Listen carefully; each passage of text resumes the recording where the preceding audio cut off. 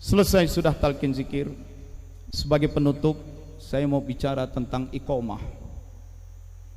Di dalam maklumat yang dikeluarkan oleh Abah Anom, manakib itu: 1. Baca Quran, 2. Baca tanbih, 3. Baca tawasul, 4. Baca manqobah.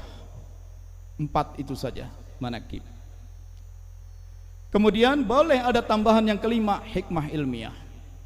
Dan dalam maklumat itu dikatakan, apabila ada hal-hal lain, pengumuman dan segala macam, lakukan di awal sebelum baca Quran atau di akhir sesudah baca manakib.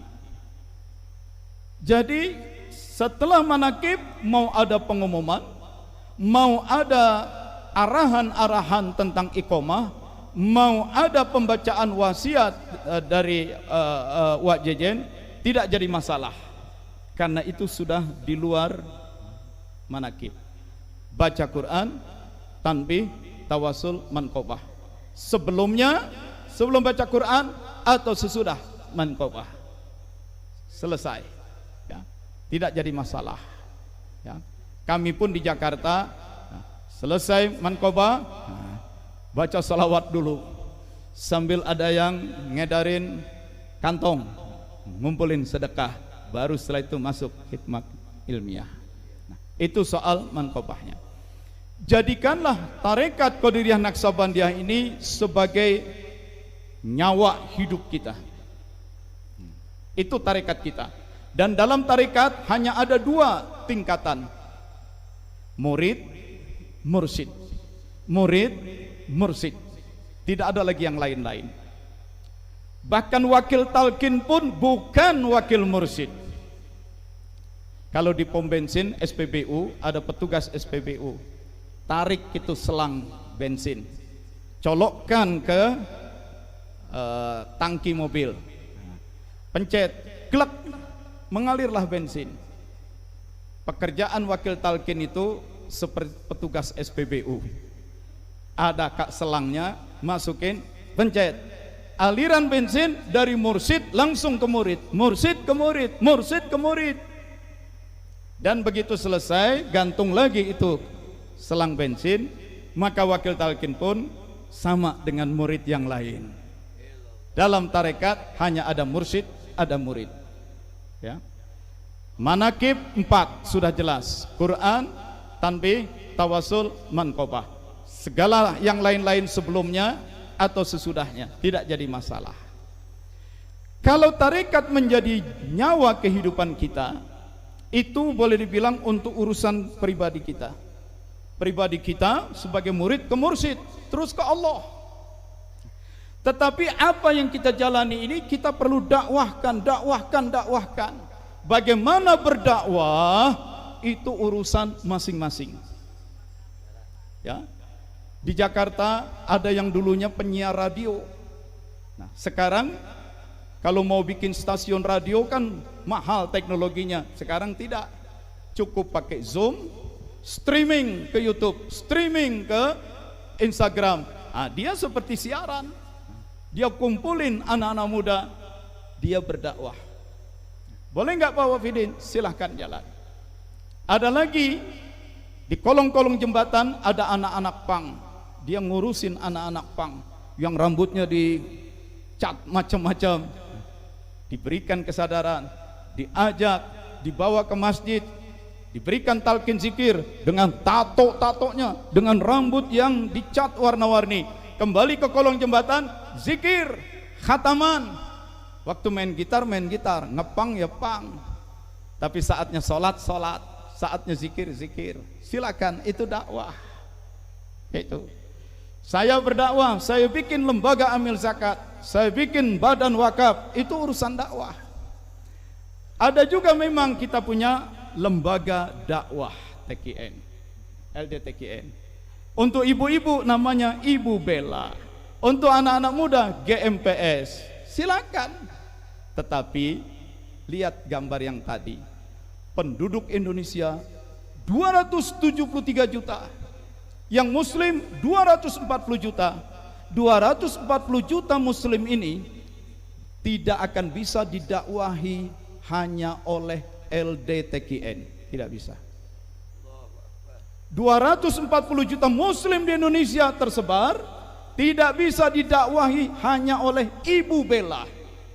240 juta muslim di Indonesia tidak bisa didakwahi hanya oleh GMPS. Apalagi kalau di dalam LDTKN, di dalam Ibu Bella, di dalam GMPS lebih banyak sibuk urusan-urusan organisasi, bukan dakwahnya.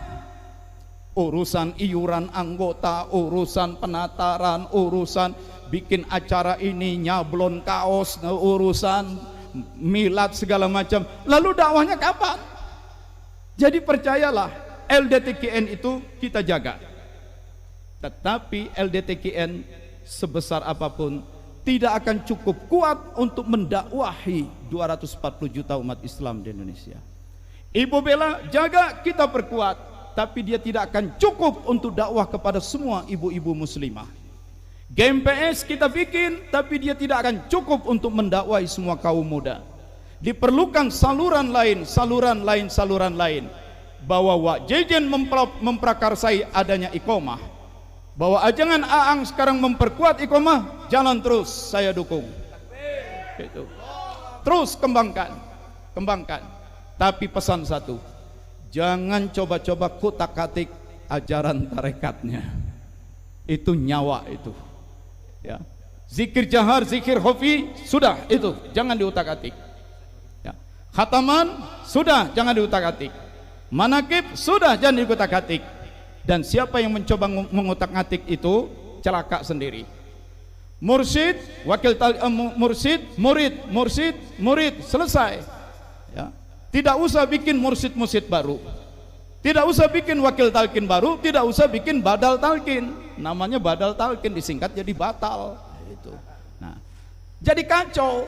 Nah, tidak usah bikin hal-hal yang menimbulkan pertanyaan, sebab kalau ada pertanyaan nanti akhirnya jadi pertentangan. Kalau sudah jadi pertentangan munculnya pacogrekan. Bener nggak tuh istilahnya? Nah, jadi yang TKN-nya jangan ada perubahan apa-apa, tapi saluran dakwah, ya, mau dakwah mengendarai motor besar, silakan. Di Jakarta ada kelompok anak muda namanya MLS, Menembus Langit Suryalaya. Wah, namanya keren tuh. Kalau malam Jumat pakai motor konvoy ke kubur Keramat Luar Batang, naik motor lagi ziarah ke kubur Habib Kuncung, ke kubur ini, ke kubur ini, ke kubur ini, ziarah. Meskipun yang diziarahi adalah para wali Allah, para habaib yang tidak masuk dalam TKN, tidak jadi masalah, tidak jadi masalah. Ada lagi gerakan namanya DLJ, Dapur Leha Jakarta, TKN Jakarta, ya. Nomor rekening sekian, kumpulkan uang. Begitu masuk uang, bikin nasi yang bagus, nasi kebuli, bikin kardus yang bagus, maka tiap hari bagi-bagikan nasi itu kepada fakir miskin. Bahwa nanti ada fakir miskin yang kemudian bertanya, ikut talqin zikir, ikut zikir, tarik ke TKN. Tidak, bagikan saja. Anak-anak muda itulah yang tiap hari tenteng nasi bungkus 10 jalan, pakai apa itu sambil selfie. Itu ada gerobak sampah tuh. Kok di dalam gerobak ada orang tidur? Nah, dia belum makan. Pak, bangun, makan. Itu ada orang lagi tiduran di pinggir got, kasih makan. Ya. Itu tidak pakai nama LDTKN, tidak pakai nama Ibu Bella, tidak pakai nama GMPS, tapi gerakan Dapur Leha namanya. Karena dulu di tempatnya di rumah Bu Leha, jadi Dapur Leha Jakarta. Nah, saluran dakwah mana-mana saja.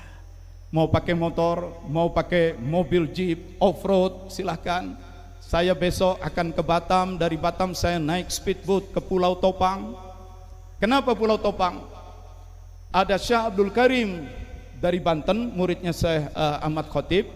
Murid Syekh Abdul Karim itu mengembangkan tarekat Qadiriyah Naqsabandiyah di Purworejo, di Berjan.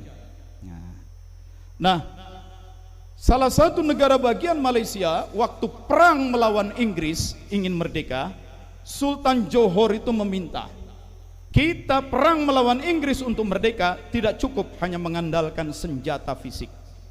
Kita perlu kekuatan rohani.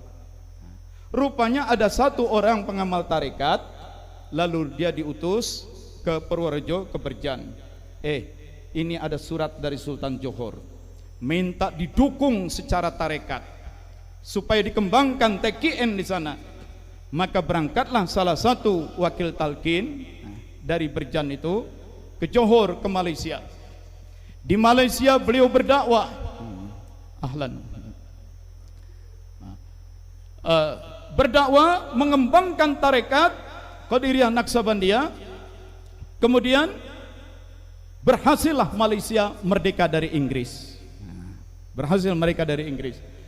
Setelah selesai tugas di Johor, beliau itu kembali ke Indonesia, bawa murid-muridnya tinggal di sebuah pulau.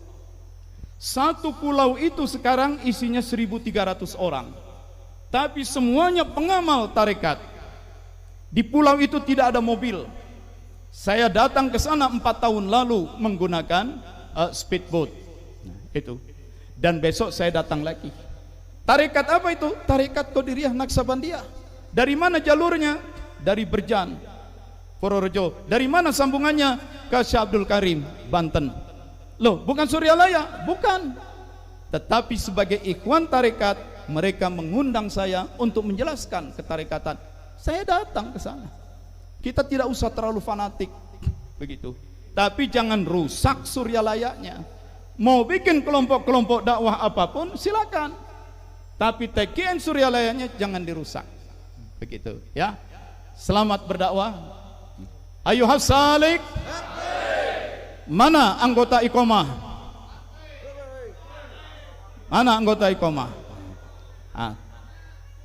Teruskan gerakan dakwahnya, pakai saluran macam-macam, dan amalkan amaliyah Thariqah Qadiriyah Naqsabandiyah. Jaga jangan ada tambah dan kurangnya, ya. Demikian, assalamualaikum warahmatullahi wabarakatuh.